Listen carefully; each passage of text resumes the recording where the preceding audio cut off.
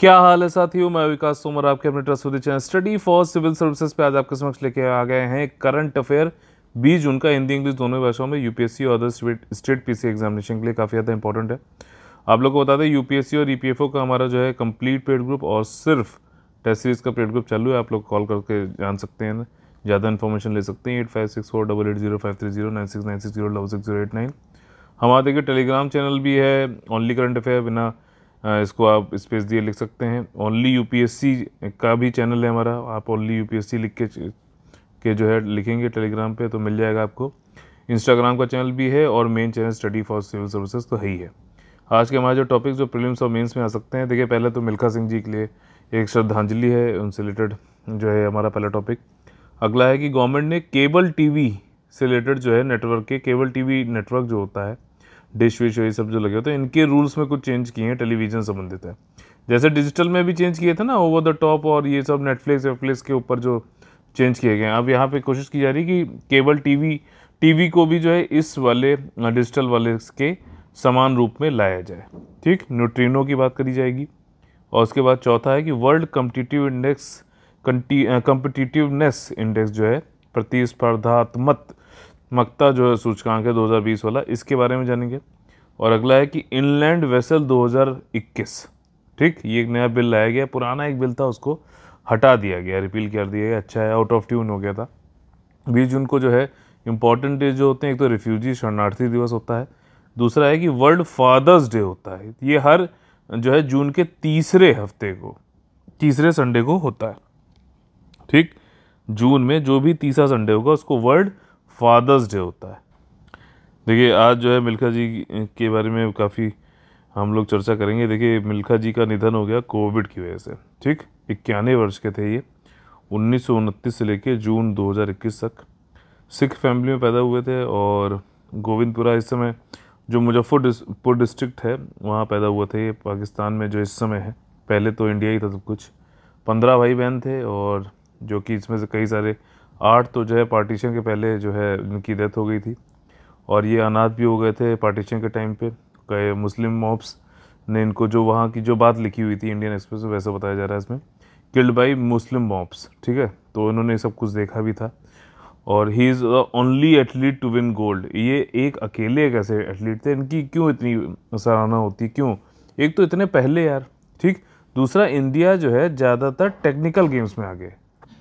मिल्खा सिंह जी अकेले कैसे जो है एथलीट थे, हिंदुस्तान में ज़्यादातर टेक्निकल गेम्स जो होते हैं, ठीक, क्रिकेट हो गया, टीम गेम हो गए, उसमें तो आगे रहा है, शतरंज हो गया, जैसे टेक्निकल जो गेम हो गया, टीम गेम होंगे, उसमें तो आगे रहते हैं, लेकिन एथलेटिक्स वाले में पीछे रहे हमेशा।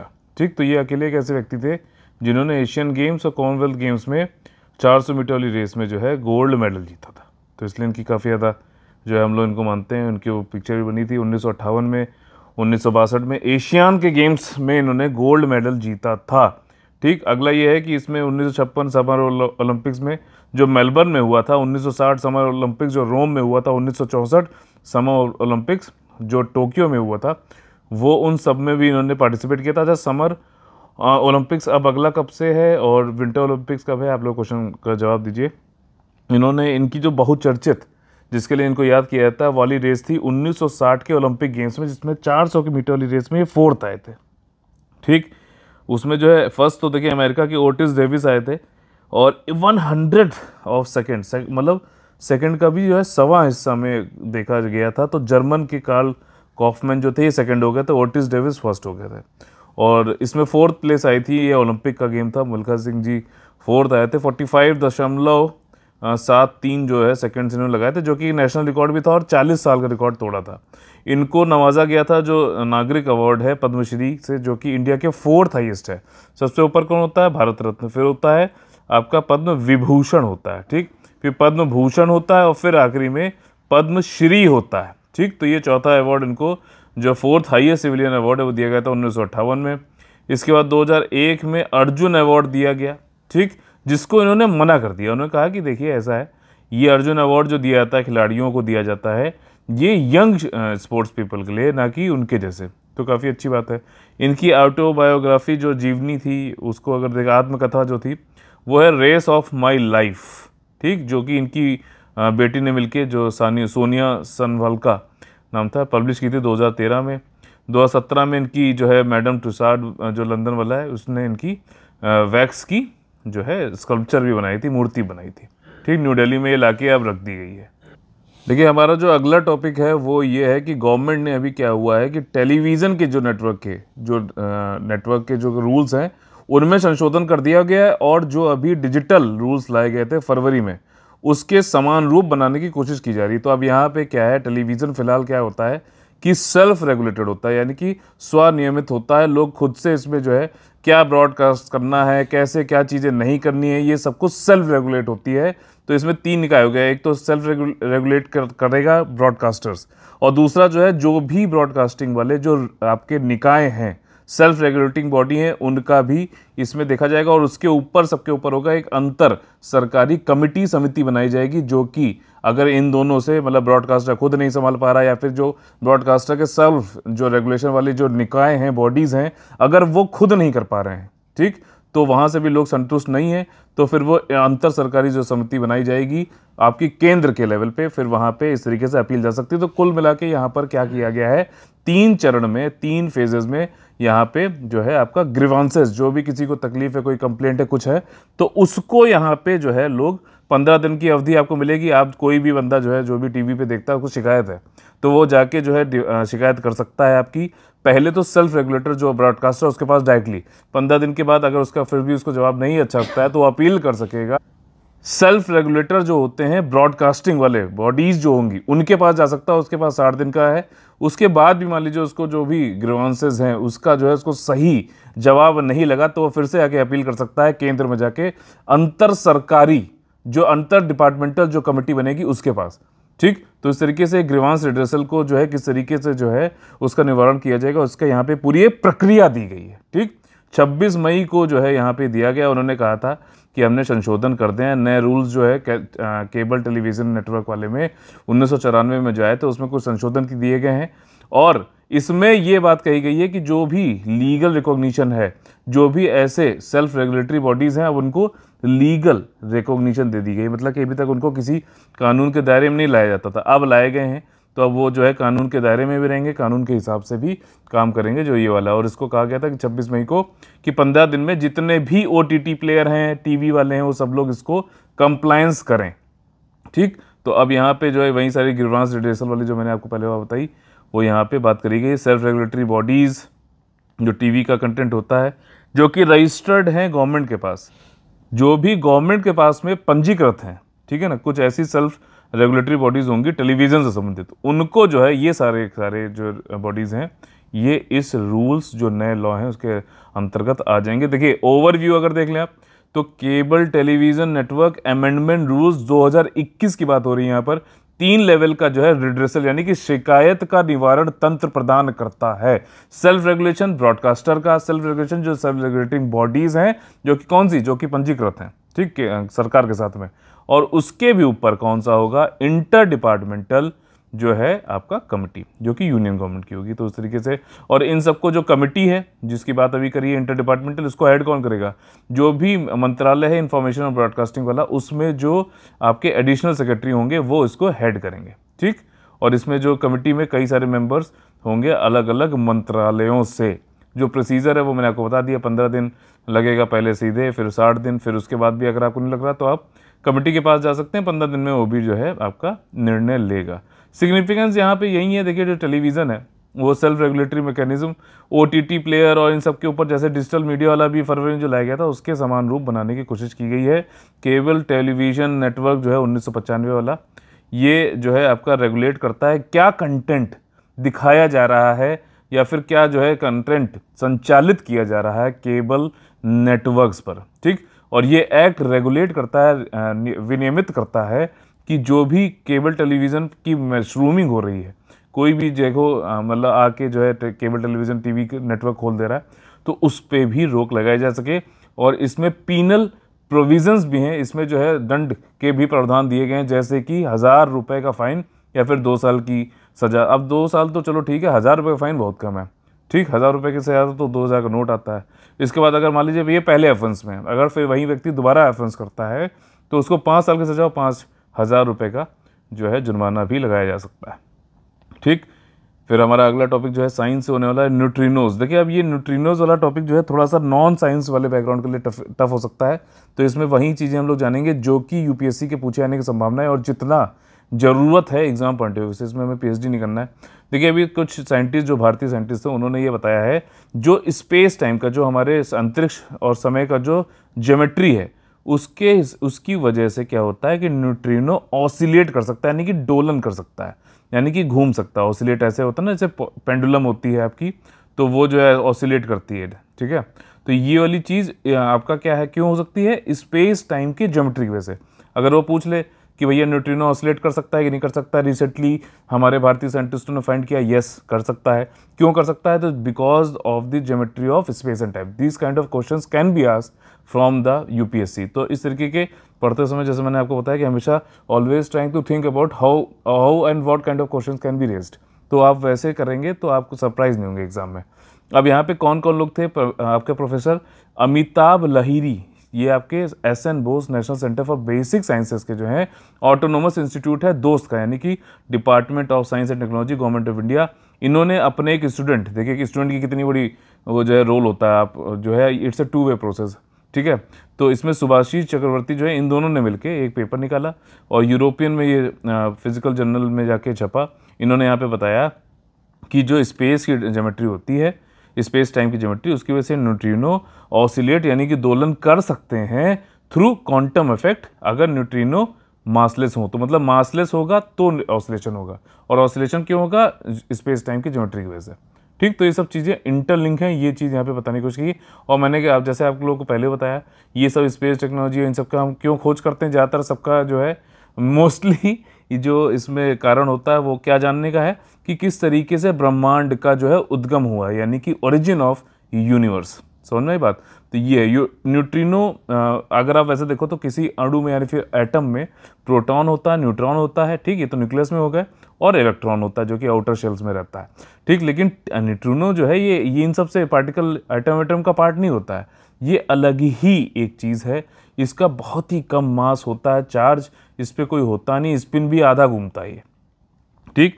और ये जो है प्रकृति में पाया जाता है, और इसको ये समझ लो कि कई सारे सैकड़ों करोड़ों जो है अरबों खरबों जो है ये हर समय जो है आपका नेचुरली जो है बनते रहते हैं, और ये आपके शरीर के थ्रू भी पास होते रहेंगे, ठीक। आपको पता भी नहीं चलेगा, इतने छोटे, इतने मासलेस और इतने कम वो होते हैं ये कम।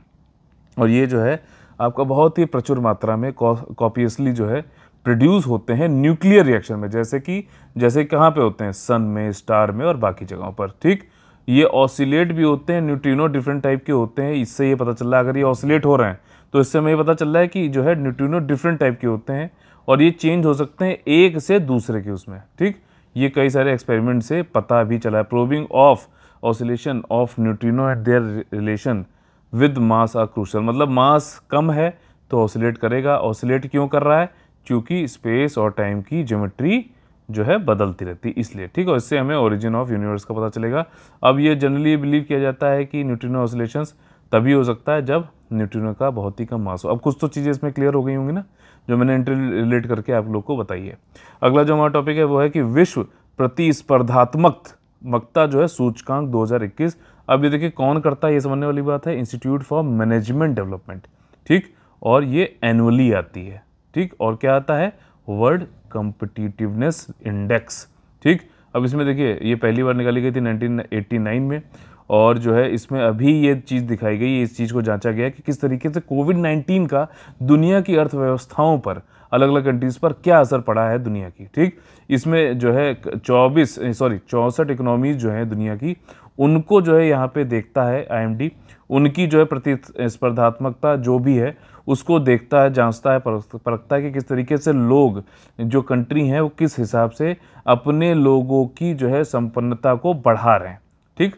Promoting the prosperity of its people, और इसकी वजह से जो इकोनॉमिक वेलबींग कितना बढ़ रहा है इसके लिए डेटा वाटा निकालते हैं, जैसे कि सेक्स रेशियो कितना बढ़ रहा है, कितना पर कैपिटा इनकम बन रहा है, ये सारी चीज़ें होंगी। और इसमें जो है सर्वे रिस्पॉन्स फिर एग्जीक्यूटिव से कैसा है ये भी बताया जाता है, ठीक। इस साल तो एक चीज़ और जोड़ दी गई, भैया जो पैंडेमिक आया कोविड-19 तो उसका क्या असर पड़ा है इकोनॉमी पे, ये चीज़ जानते हैं। और इसके बाद रिपोर्ट ये भी बताती है जो टॉप परफॉर्मिंग इकोनॉमीज़ हैं, ठीक, वो उनको हमें किस तरीके से, ये इस तरीके से हम निकालेंगे उनका करेक्टर इस तरीके से जांचेंगे कि उसमें इन्वेस्टमेंट कितना नवाचारों पे हो रहा है, कितना अलग अलग एक्टिविटीज़ पे हो रहा है। ऐसा तो नहीं सिर्फ कृषि में ही हो रहा है या फिर आईटी में ही हो रहा है, अलग अलग करो ना, सबको समावेशी विकास तभी तो हो पाएगा। और कितनी आपकी जो नीतियाँ हैं, सार्वजनिक नीतियाँ हैं, पब्लिक पॉलिसी हैं, वो कितनी सपोर्टिव हैं, ये सब चीज़ें मिला के कम्पिटिटिवनेस चेक करी जाती है। भारत की देखिए आप समझ लेते हैं क्या फाइंडिंग है। भारत की 43rd रैंक है और लगातार 3 साल ये यहीं पे रह रही है। ठीक, 64 नेशन की लिस्ट में अब स्विट्ज़रलैंड ऊपर आ गया है और सेकंड नंबर पे है स्वीडन, तीसरे नंबर पे है आपका डेनमार्क, और जो है नेदरलैंड है 4th प्लेस पे, सिंगापुर अब 5वें पे आ गया, पहले फर्स्ट था ये 2020 में, ताइवान 8वें नंबर पे है, और जो है फर्स्ट टाइम जो है ये 10वें के अंतर्गत आ गया है, और आपका यूएई 9वें नंबर पे, यूएसए 10वें नंबर पे है। ठीक, टॉप परफॉर्मिंग में देखिए एशियन इकोनॉमीज़ में देखा है तो Singapore 5th, Hong Kong 7th, China Taiwan जो 8th और चाइना 16th है। ठीक, इंडिया जो है ब्रिक्स नेशन में देखा जाए तो सेकंड है, चाइना 16th है, फिर 43rd पे इंडिया है, Russia 45th, Brazil south Africa सबसे नीचे है, ब्राज़ील 57th और साउथ अफ्रीका 62। इंडिया ने अपनी पोजीशन 3 साल से लगातार बना रखी है, लेकिन इस साल गवर्नमेंट की जो दक्षता है उसमें इम्प्रूवमेंट, सुधार हुआ है। अगला जो हमारा टॉपिक है वो है अंतर्देशीय पोत विधेयक 2021, यानी कि इनलैंड वेसल बिल। जो आपने देखा होगा ना, देश के अंदर, देश का जो भूभाग है उसके अंदर जो नदियां हैं, और उसको हम लोग इनलैंड वाटरवे बोलते हैं, जल विकास भी बोलते हैं, जल मार्ग भी बोलते हैं, सॉरी। तो इसके बारे में जो है कौन सा वेसल से रिलेटेड जो एक लॉ था पहले 1917 वाला, उसको चेंज कर दिया गया 2021 में, नया नवेला बिल्कुल बेहतरीन जो है लॉ लाया गया है। और इसके जो है की पॉइंट्स क्या है कि एक यूनिफाइड लॉ है जिसमें जितने भी रूल्स थे अलग अलग स्टेट्स को, उसको हटा दिया गया, एक सार्वभौमिक लॉ बनाया गया जिसमें, ताकि जो है डुप्लीकेशन और जो भी ओवरलैपिंग हो वो सब हटाया जा सके। अब जो क्या होगा, जो सर्टिफिकेट होगा, जो प्रमाण होगा रजिस्ट्रेशन का, पंजीकरण का, वो जो ये लॉ लाया गया वही उसके द्वारा दिया जाएगा, और ये सभी स्टेट्स, प्रदेशों और यूनियन टेरिटरी जो केंद्र शासित जो वो हैं आपके टेरिटरीज हैं, उनमें क्षेत्र हैं, उनमें जो है ये लागू होगा। ठीक, सेंट्रल डेटाबेस बनाया जाएगा जिसमें डिटेल होगी कौन सा वेसल है, डिटेल का रजिस्ट्रेशन क्या है, और इलेक्ट्रॉनिक पोर्टल पे ये सब कुछ डाला जाएगा। ऑल नॉन मैकेनिकली प्रोपल्ड, ठीक, यानी कि जिसमें वेसल में जो है ना मैकेनिकली कोई इंजन का यूज़ नहीं हो रहा है, मैनुअली जो चल रही हैं, will also have to be, उनको भी एनरोलमेंट कराना पड़ेगा district, taluk, panchayat, village level पर, ठीक, इस पोर्टल पर। और इसके बाद जो है डेफिनीशन इनलैंड वाटर्स की ये बढ़ा दे रहा है। अब क्या है, जो ज्वार भाटे वाली जो वाटर लिमिट है ना, उसको भी इंक्लूड कर लिया गया है। ठीक, ज्वार भाटा कहाँ पे आएगा, जैसे नदी जा रही है और ये मान लीजिए समुद्र क्या वो है, तो यहाँ पे ज्वार भाटा आएगा, तो ये जो टाइडल वाटर लिमिट है ना, ये जब एक ज्वार आता है फिर भाटा आता है, मतलब कम होता है, तो जब आगे बढ़ रहा है तो वो सब भी लिमिट भी जोड़ी जाएगी नेशनल वाटर वे में, जो सेंट्रल गवर्नमेंट ने अभी लाया। इसमें एक चीज़ और अच्छी जोड़ी गई है कि पॉल्यूशन को भी कंट्रोल किया जाएगा, नए वाले जो भी इनलैंड वेसल से संबंधित हैं, इसमें लिस्ट ऑफ केमिकल सब्सटेंसेस जिनको पॉल्यूटेंट की तरीके से बताया गया, वो सब कुछ यहाँ पे जारी कर दिया गया। अब देखो नेशनल हाई वाटरवे जो है हमारे यहाँ 4503 किलोमीटर करीबन है और 15 स्टेट को कवर करते हैं। नेशनल वाटरवे 1 जो है आपका गंगा रिवर पे है, हल्दिया टू इलाहाबाद है। दूसरा जो है वो आपका ब्रह्मपुत्र रिवर पे है, धुबरी टू सदिया है। नेशनल वाटरवे 6 जो है बराक रिवर पे है। नेशनल वाटरवे 5 जो है ब्राह्मणी डेल्टा कैनाल पे है ये, ठीक, वेनका तलचेर के बीच में। नेशनल वाटरवे 4 जो है सॉरी, ये गोदावरी कृष्णा कैनाल पर है। और नेशनल वाटरवे 3 जो है आपकी वेस्ट कोस्ट कैनाल पे है। ठीक, तो इसका देखिए सिग्निफिकेंस क्या है। अब ये इनलैंड वेसल वाली जो ये एक्ट आई है 2021 वाली, इसका सिग्निफिकेंस ये है कि अब ये जो भी सुरक्षा वाले, सेफ्टी वाले, रजिस्ट्रेशन वाली जो चीज़ें अब इन सबको विनियमित करेगा, रेगुलेट करेगा। इसमें स्ट्रीमलाइन करेगा, रेगुलेट करेगा कि इनलैंड वेसल कौन, जो भी नाव वाव है, उन जहाज हैं, उन सबको कैसे सुव्यवस्थित और विनियमित किया जाए। इसके अलावा ये भी एम करेगा, इसका उद्देश्य ये भी है कि जो प्रमोट करे इकोनॉमिकली एंड सेफ, मतलब एक तो सस्ता हो और सेफ ट्रांसपोर्टेशन हो आपका, ठीक, एक जगह से दूसरी जगह लोग जा सकें, ट्रेड भी आसानी से हो सके, आपका व्यापार भी हो सके इनलैंड वाटरवे पे, ठीक। और ये भी चाहता है कि सेफ्टी हो, नेविगेशन का, लोग आसानी से नेविगेट कर सकें, प्रोटेक्शन हो लाइफ का, कार्गो का, पॉल्यूशन ना बढ़े, नेविगेशन भी इनलैंड वाटरवे बहुत ज़रूरी है। इसकी वजह से जो है लोग जो है आसानी से इधर से उधर जा सकते हैं, ठीक। और उसके बाद इनरिसाइज किया जा रहा है कि bringing uniformity in application of the law relating to inland waterway and navigation within the country. मतलब हर जगह ऐसा ना हो किसी स्टेट में जो है, अब क्योंकि कई सारी स्टेट से तो इनलैंड वाटरवे भी जा रहे हैं, अब सेंट्रली ही करेगा तो अच्छी बात है, अदरवाइज़ क्या होगा कि सीधे जो है कोई स्टेट कुछ बना रहा है, कोई स्टेट कुछ बना रहा है, उसी में ही जो है डिस्प्यूट हो गया, सुप्रीम कोर्ट पहुंच गया, कुछ जो है ज़मीन पे धरातल पे आ ही नहीं पा रहा है। ठीक, आज भी मैंने देखिए क्वेश्चन यहाँ पर डाला था और ये पता नहीं क्यों नहीं आ पाया। एक सेकेंड रुकिएगा, मैं ले चलता हूँ आपको टेलीग्राम ग्रुप पे। देखिए आज का जो हमारा क्वेश्चन है वो है ये वाला। देखिए daily UPSC mains GS answer writing free practice 18 ये 19 जून का है, 20 जून का है सॉरी। इसमें जो है आपको 35 वाला क्वेश्चन नंबर 35 आप लोग को मिलेगा। इसमें क्या है कि जल विकास मार्ग क्या है, ये एक जल विकास मार्ग एक स्कीम है, वो क्या है और इसके प्रोज एंड कॉन्स यानी कि अंतर्देशीय जल मार्ग के पक्ष और विपक्ष क्या है, ये क्वेश्चन है आप लोगों के लिए। इसी के साथ में हम लोग पहुँचे हैं अपने फेवरेट सेक्शन पे जिसका नाम है कॉमन स्पीसीज। देखिए यहाँ पे हम लोग जो है किस तरीके से प्रीलिम्स के क्वेश्चन सॉल्व करने इसे ये चीज़ों को देखते समझते और सीखते हैं। देखिए जूनटीन्थ नाम से जो है कुछ यहाँ पे स्टेटमेंट दिए हैं, कौन सा सही है बताना है। देखिए ये दिन वो दिन था जब, और इसको हम याद इसलिए करते हैं जब यूएस में जो स्लेवरी थी, स्लेवरी को, गुलामी को समाप्त कर दिया गया, इसलिए इसको याद किया जाता है जूनटीन्थ। ठीक, इसको जो है हम इमेंसिपेशन डे भी मानते हैं। ठीक, जूनटीन्थ इंडिपेंडेंस डे मानते हैं और ये 20 जून को मनाया जाता है, नहीं ये गलत है, 19 जूनटीन्थ इसीलिए बोला जा रहा है, 19 जून को मनाया जाता है, इसलिए तीसरा स्टेटमेंट गलत है। और पूछा ट्रू गया तो कौन सा, देखिए ये गलत हो गया तो ए आंसर यहाँ पे हो जाएगा। देखिए 19 जून को होता है, यूएस गवर्नमेंट ने रिकॉग्नाइज किया था जूनटीन्थ को फेडरल हॉलीडे, और 19 जून 1865 को मेजर जनरल गॉर्डन ग्रेंगर जो थे ये गैल्वेस्टोन टेक्सास में आए और उन्होंने बताया कि हम एंड कर रहे हैं सिविल वॉर और स्लेवरी दोनों को। वर्ल्ड हिस्ट्री आप लोग पढ़ोगे तो आप लोग को पता चलेगा सिविल वॉर क्यों हुई थी, कैसे जो है नॉर्थ के जो स्टेट्स थे, साउथ के स्टेट्स थे, उसमें जो है क्यों एक स्टेट ये चाहता था कि स्लेवरी हो, दूसरा स्टेट ये चाहता था कि ना हो। यानी पूरा पढ़ा है कि नहीं पढ़ा है वर्ल्ड हिस्ट्री, अगर पढ़ा तो आप लोग जरूर इससे रिलेट कर पा रहे होंगे। तो यहाँ पे स्लेवरी को ख़त्म कर दिया और इसलिए जूनटीन्थ को 19 जून को जो है काफ़ी सिंबॉलिक माना गया है कि अब फ्रीडम ऑफ अफ्रीकन अमेरिकन के लिए। ठीक, ताकि रेसिज्म भी ख़त्म हुआ लेकिन पूरी तरीके से नहीं हुआ। ठीक, देखिए अगला जो हमारा टॉपिक है, जो अगला हमारा जो क्वेश्चन है वो है नमामि गंगे प्रोग्राम से। अब देखिए नमामि गंगे प्रोग्राम जो है एक ऐसा इंटीग्रेटेड एकीकृत संरक्षण मिशन है, इंटीग्रेटेड कंजर्वेशन मिशन है, जो कि अप्रूव किया गया था 2014 में, फ्लैगशिप प्रोग्राम था केंद्र सरकार का। इसका जो उद्देश्य है वो है कि ट्विन ऑब्जेक्टिव को पूरा करना है, जैसे कि इफेक्टिव अमेंडमेंट ऑफ पोल्यूशन, ठीक, किस तरीके से पोल्यूशन को ख़त्म करना है, और साथ ही साथ भैया रिवर गंगा जो हमारी माता है उसको भी तो रेजुविनेट करना है ना, उसको पुनर्जीवित करना है, उसका कंजर्वेशन भी देखना है। कंजर्वेशन मैंने आप लोग बताया था, कंजर्वेशन और प्रिजर्वेशन क्या होता है, क्या आप लोग उसको लिख सकते हो यहाँ पे, कमेंट करके बता सकते हो, देखें कितने लोग को याद है और कितने लोग जो है सीरियसली देख रहे हैं वीडियो को हमारा। ठीक, इट इज़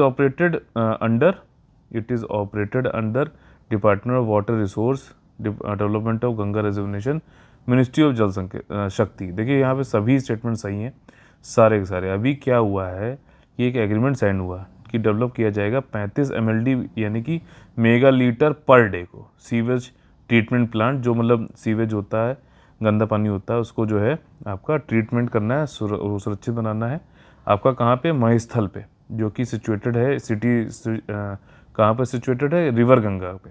ठीक, वेस्ट बंगाल में नमामि गंगा प्रोग्राम के अंतर्गत ये सीवेज ट्रीटमेंट प्लांट बनाया गया 35 MLD का, और ये प्रोजेक्ट जो है साइन किया गया है अंदर हाइब्रिड एन्युटी पब्लिक प्राइवेट जो है पार्टनरशिप। PPP में क्या होता है, पब्लिक मतलब सरकार और प्राइवेट दोनों मिलकर काम करते हैं, पार्टनरशिप में साझेदारी होती है। हाइब्रिड एन्युटी में ये होता है कि हर साल कुछ कुछ चीज़ें दी जाती हैं। ये काफ़ी ज़्यादा जो है, क्योंकि प्राइवेट वाले सिंपल वो नहीं करते, वो कहते हैं कि भैया जो काम सरकार से हो सकते हैं वो काम आप ही करके दे दो ना, प्राइवेट वालों को मत भगाओ, जैसे जो भूमि अधिग्रहण है या फिर ये सारी चीज़ें। तो ये वाला PPT का मॉडल है आपका हाइब्रिड एन्युटी कहलाता है। इसके अलावा ये प्रोग्राम जो इम्प्लीमेंट किया जाता है, ये किया जाता है national mission for clean Ganga से। National mission for clean Ganga के द्वारा जो है ये वाला जो प्रोग्राम है वो लागू कराया जाता है, कार्यान्वित कराया जाता है। इसके हेड कौन होते हैं आप लोग को बताना है। बहुत सिंपल सा क्वेश्चन है लेकिन ज़रूरी है इसका आंसर जो करिए, क्योंकि ये आ सकता है। और इसके अलावा जो state counterparts organisation, state programme management group है, ये भी करते हैं। तो इसी के साथ में आज का हम लोग का जो है सेशन खत्म होता है। अगर आप लोग को अच्छा लगा तो प्लीज़ लाइक का बटन तोड़िए और ज़्यादा से ज़्यादा लोगों को शेयर और सब्सक्राइब करके जोड़िए, ताकि हम लोग सक्सेसफुल बना सकें अपने इस मिशन को, जिसमें हम लोग ज़्यादा से ज़्यादा लोगों का UPSC में सिलेक्शन करना चाहते हैं। अगर आप लोग को हमारा कंटेंट और गाइडेंस अच्छा लगता है और UPSC और EPFO का कंप्लीट पेड ग्रुप या फिर सिर्फ टेस्ट सीरीज का पेड ग्रुप आप लोग ज्वाइन करना चाहते हो तो इन नंबर पर कॉल कर सकते हैं 8564880530 9696066089 पे। चलिए कल फिर से मुलाकात होगी आप लोगों से सुबह 6 बजे। तब तक के लिए आप लोगों से लेते हैं अलविदा। जय हिंद, जय Bharat, all the very best है, वंदे मातरम।